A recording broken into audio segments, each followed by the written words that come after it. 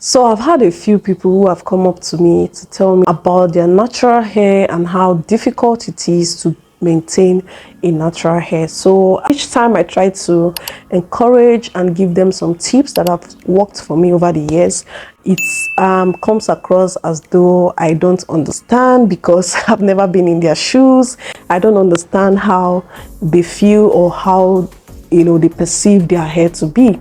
But I've not always had this kind of hair that I tell people that I have right now. Back in the day while I was growing up, there was nothing like hair care. I mean, even if there was, I didn't know about it. I didn't understand or even have an idea or even a clue on how to handle my hair. So all I did was just go to the stylist, they style my hair for me, and off I go till the next time I have to make my hair. But I wasn't feeling comfortable with my hair because I termed it to be hard back then, like very hard. I didn't like my hair to be that hard, that a comb would not pass through. When I would go to the stylist, they would decide how much to charge me based on the way my hair looked, because they felt this is natural hair.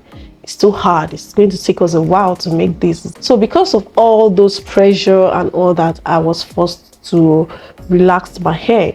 So I started relaxing my hair, and though it felt like a relief, but I knew that that was not how my hair was supposed to be. Deep down, something inside of me knew that this is not my hair.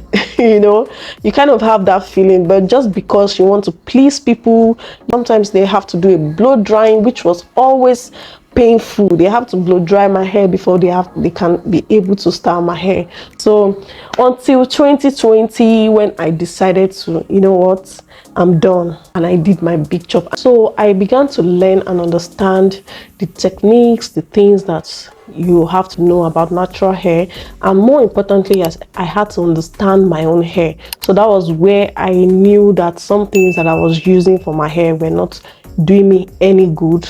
So they were rather stunting my hair growth, making me to have breakage. My hair was just thinning out in some parts of my hair. So if you think that, oh no, you can't do this, I don't understand because I'm not in your shoes. Of course I'm not in your shoes, but I was once in that space where you are right now, thinking that this natural hair stuff is not for me. I can't do this. It's not just for me. It's meant for some people. It's not meant for me.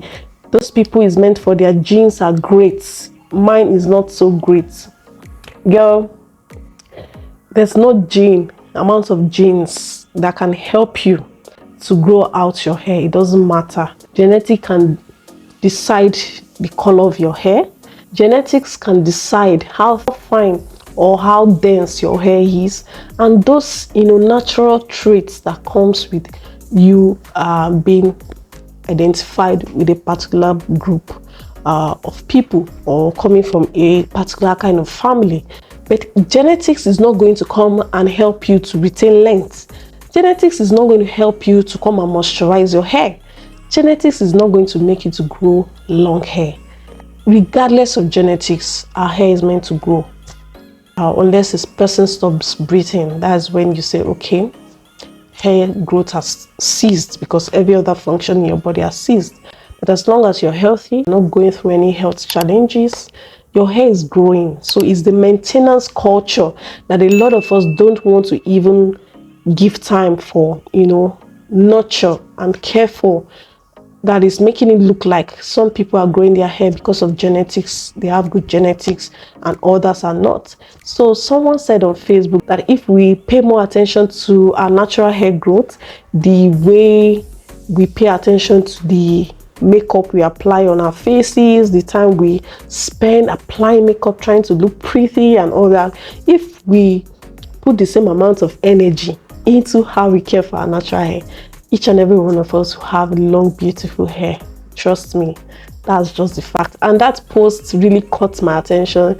I loved it so much, because there are a number of things a lot of us give more particular attention to, and those things are thriving. So why wouldn't you want to do the same for your hair? Your hair is part of your body.